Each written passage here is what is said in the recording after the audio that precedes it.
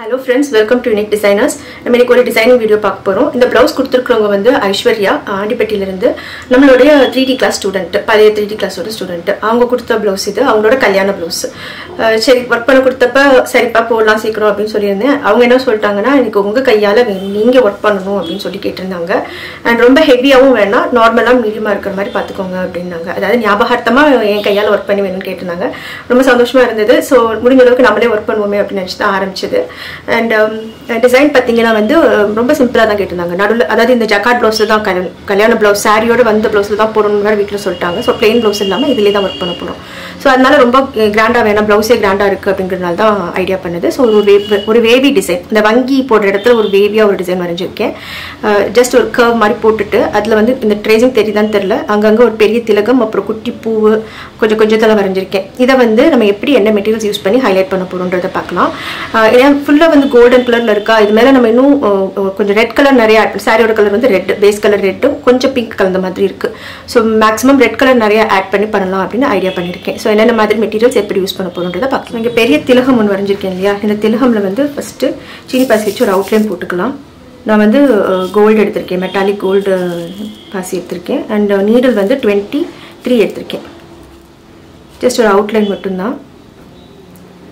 நான் வரைஞ்சிருக்கிறத விட கொஞ்சம் பெருசாக, அதாவது ஒரு சுத்து பெருசாக பண்ணிக்கிறேன்.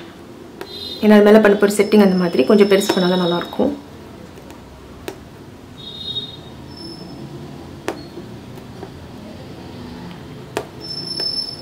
திலகம்ல நம்ம சுகர் பீட்ஸ் போடும்போது அந்த டிப்லேருந்து ஆரம்பித்தாலும் ஓகே தான், கீழேருந்து ஆரம்பித்தாலும் ஓகே தான்.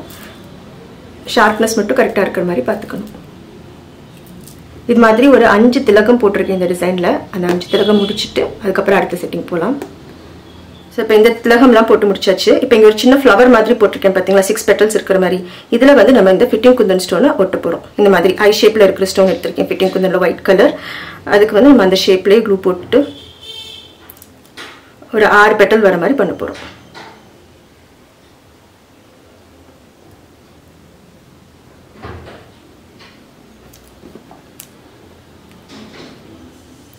கொஞ்சம் க்ளூ ஜாஸ்தியாகவே போட்டுக்கலாம், அப்போ தான் வந்து நல்லா ஒட்டும். இந்த மாதிரி ஸ்டோன்லாம் ரொம்ப வெளியே வர மாதிரி போடாதீங்க, ஓரளவுக்கு ஜாஸ்தியாக இருக்கணும். ரொம்ப கம்மியாக போட்டிங்க அப்படின்னா விழுந்துடும் சீக்கிரம். அதுவும் ஜரி கிளாத்தில் கொஞ்சம் க்ளூ ஜாஸ்தி போட்டால் தான் நல்லா ஒட்டும். ஸோ இந்த மாதிரி நான் எங்கெல்லாம் ஃப்ளவர்ஸ் போட்டிருக்கேனோ அது எல்லாத்துலேயும் இந்த ஸ்டோன்ஸ் ஒட்டி ஃபினிஷ் பண்ணணும். இப்போ நம்ம இந்த ஃப்ளவர் ஷேப்பில் ஸ்டோன்ஸ் ஃபுல்லாக ஒட்டி முடிச்சிட்டோம். அடுத்து வந்து இங்கே ஒரு பெரிய திலகம் போட்டிருக்கோம்ல, இதில் வந்து இந்த கிளிப் ஸ்டோனில் வைக்கிற இந்த ஸ்டோனு இதை வைக்க போகிறோம். நம்ம கிளிப் இல்லாமல் டைரெக்டாக அட்டாச் பண்ண போகிறோம். அதுக்கு பேஸ் தான் இந்த சுகர் பீட் போட்டிருக்கோம் நம்ம. இதை மட்டும் வந்து நம்ம இந்த B6000 அந்த க்ளூ வச்சு ஸ்டிக் பண்ணலாம். கொஞ்சம் ஹெவியான ஸ்டோன் இல்லையா, அதனால இந்த சுகர் பீட் லைன் மேலேயே க்ளூ போட்டுக்கலாம். போட்டுட்டு சென்டர்லையும் கொஞ்சம் நிறையா இந்த மாதிரி க்ளூ போட்டுட்டு இதுக்கு மேலே இந்த ஸ்டோனை அப்படி ஃபிக்ஸ் பண்ணிக்கலாம். இது வந்து கிளிப் இல்லாமல் இருக்கும். ஏன்னா சில பேர் கிளிப் இருந்தால் அது வந்து சேலையை பிடிச்சி இழுக்குதுன்னு கம்ப்ளைண்ட் பண்ணுறாங்க. ஸோ அதுக்கு பதிலாக இந்த மாதிரி ஒட்டிக்கலாம். இது போக இங்கே கொஞ்சம் இந்த மாதிரி ரெக்டாங்கிள் ஷேப்ஸ் போட்டிருக்கேன். இதிலெல்லாம் வந்து நம்ம மறுபடியும் இந்த ஸ்டோன் வச்சுக்கலாம். இது வந்து ட்ரையாங்கிள் ஷேப் ஃபிட்டிங் குந்தன், அது ரெட் கலரில் எடுத்திருக்கேன். அது வைக்கிறதுனால இந்த ஷேப் பண்ணிக்கலாம். நான் ஃபஸ்ட்டு அங்கே டேப்லெட் பீட் வைப்போம்னு நினச்சேன், பட் டேப்லெட் பீட் கரெக்டான கலர் கிடைக்கல. ஸோ அதனால் இந்த ஸ்டோனே யூஸ் பண்ணலாம் அப்படின்னு நினச்சிட்டேன். கொஞ்சம் கவனமாக இன்னும் ஒரு டைரக்ஷனில் இருக்கிற மாதிரி வச்சுக்கலாம். அதே மாதிரி ஃப்ளவரோட சென்டரில் வந்து நம்ம ஒரு ஜர்கான் ஸ்டோன் ஒட்டிக்கலாம். அதுவுமே வந்து ரெட் கலர் தான் வைக்க போகிறேன். இந்த ஜர்கான் ஸ்டோன்ஸ் எடுத்துருக்கோம்ல, அது வந்து ஃப்ளவரோட சென்டரில்.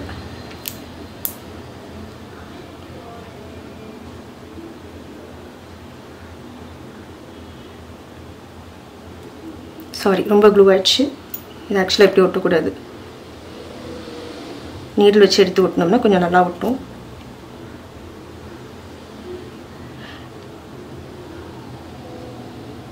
இப்போ இந்த மாதிரி ஸ்டோன் ஒட்டுறதுக்குன்னே தனியாக ஏதோ ஒரு இது ஸ்டோன் பிக் பண்ணுறதுக்கு ஏதோ வந்திருக்குன்னு சொன்னாங்க. நான் இன்னும் ட்ரை பண்ணி பார்க்கல.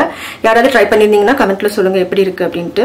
ஸோ இந்த மாதிரி இந்த ஸ்டோன்ஸ் ஃபுல்லாக ஒட்டி முடிச்சுட்டு அடுத்து என்ன ஸ்டெப்னு பார்க்கலாம். இந்த ஃபிக்ஸ் பண்ண ஸ்டோன்ஸ் எல்லாமே நல்லா காஞ்சி ரெடி ஆயிடுச்சு. அடுத்து வந்து இந்த ஃப்ளவரோட இடத்துல இந்த இடத்துல பக்கத்தில் ஒரு சின்னதாக ஒரு திலகம் போட்டிருக்கேன். அது அப்புறம் இங்கே ஒரு சின்ன ஷேப் ஒன்று போட்டிருக்கேன். இதெல்லாம் வந்து நம்ம கிறிஸ்டல்ஸ் அட்டாச் பண்ண போகிறோம். ஸோ கிறிஸ்டல்ஸ் வந்து இது வந்து ட்ராப் ஷேப் கிறிஸ்டல்ஸ் எடுத்திருக்கேன். அது போக பென்சில் கிறிஸ்டல்ஸ் எல்லாமே ரெட் கலரில் எடுத்திருக்கேன். இது போக இன்னும் கொஞ்சம் ஒயிட் கிறிஸ்டல்ஸ் அப்புறம் ட்ராப் ஷேப் ஷேப்பில் பேர்ல் பீட்ஸ், ரவுண்ட் பீட்ஸ் எல்லாமே எடுத்திருக்கோம். இந்த 3 டைப் ஆஃப் பீட்ஸையும் வந்து ரேண்டமாக அரேஞ்ச் பண்ண போகிறோம். ஸோ நான் செஞ்சு காட்டுறேன் பாருங்கள். ஃபர்ஸ்ட் வந்து இந்த திலகம் போட்ட இடத்துலலாம் இந்த திலகம் கிறிஸ்டல் பீடு ட்ராப் ஷேப்பில் இருக்கிற கிறிஸ்டல் பீட் அட்டாச் பண்ணி நாட் போட்டுக்கணும். ஒன்னொன்றுக்கும் நாட்டு. பக்கத்தில் ஒரு பென்சில் கிறிஸ்டல் இருக்குது. ஸோ நான் வரையும் போதே எங்கே எது வரணும்னு ஒரு இமேஜினேஷனோட வரைஞ்சி வச்சுருந்தேன்.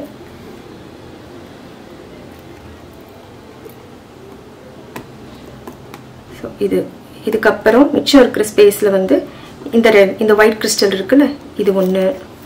இதெல்லாம் வந்து ரேண்டமாக. ஸோ இதுக்கெல்லாம் நான் மார்க்கிங் பண்ணலை. அட்டாச் பண்ணும்போது அங்கங்கே ஒன்று ஒன்றா பட் எல்லாத்துக்கும் தனித்தனி ஸ்டிச் போட்டுக்கலாம். வாட்டர் ஃபில்லிங் மாதிரி போட வேண்டாம். அப்புறம் ஒரு ரவுண்ட் பீட். கொஞ்சம் இந்த கேப்ஸ் ஃபுல்லாக ஃபில் பண்ணுற மாதிரி இருக்கும். இது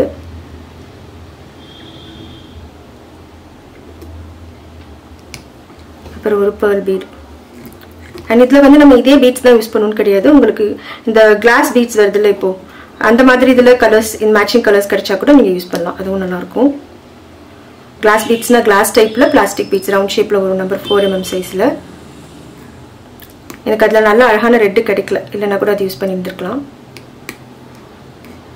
அப்புறம் ஒரு ட்ராப் பீட். இந்த மாதிரி இது எல்லாத்தையும் இது மாதிரி ரேண்டமாக அங்கங்கே ஒன்று ஒன்றா வச்சு இந்த கேப்பை ஃபுல்லாக ஃபில் பண்ணிவிட்டு காட்டுறேன் எப்படி இருக்குன்னு பாருங்க. இந்த வேவி பேட்டர்ன் ஃபுல்லாகவே கம்ப்ளீட் பண்ணி முடிச்சாச்சு. அதுக்கு கீழே வந்து நம்ம வந்து பீட்ஸ் தொங்க விட்டுருக்கோம். எப்பவுமே கையோட பார்டரில் பீட்ஸ் தொங்க விடணும்ல, அதுவே வந்து இப்போ இந்த மாதிரி கைக்கு நடுவில் வங்கி பேட்டர்ன் மாதிரி போட்டு அதில் தொங்க விட்டா அழகாக இருக்குது பார்க்குறதுக்கு. அதுவும் வந்து இது வந்து அந்த வேவ் ஷேப்லேயே வந்து அந்த பீட்ஸும் இருக்குது பாருங்க. அதில் வந்து நம்ம கர்தானாவோட கவுண்ட் வந்து மாற்றலை. இந்த கர்தானோட லென்த் ஒரே மாதிரி தான் இருக்கும் எல்லாத்துலேயுமே. மேலே கீழே ஏறி இறங்கும் போது இந்த வேவி பேட்டர்ன் அழகாக வருது நமக்கு. ஸோ கண்டிப்பாக உங்க எல்லாருக்கும் இந்த வீடியோ பிடிச்சிருக்குன்னு நினைக்கிறேன். அண்ட் ஐஸ்வர்யாவுக்கு இந்த ப்ளவுஸோட ஓனர் ஐஸ்வர்யாவுக்கு நம்மளோட வெட்டிங் விஷஸ் சொல்லிடலாம். Happy married life Aishwarya. And கண்டிப்பாக நீங்களும் இந்த மாதிரி டிசைன்ஸ் ட்ரை பண்ணி பாருங்கள். இதோட பிக்சர் பிளாக்ல இருக்கும், வேணும்னா அதுவும் செக் பண்ணி பார்த்துக்கோங்க. தேங்க்யூ ஆல் ஃபார் வாட்சிங். பாய்.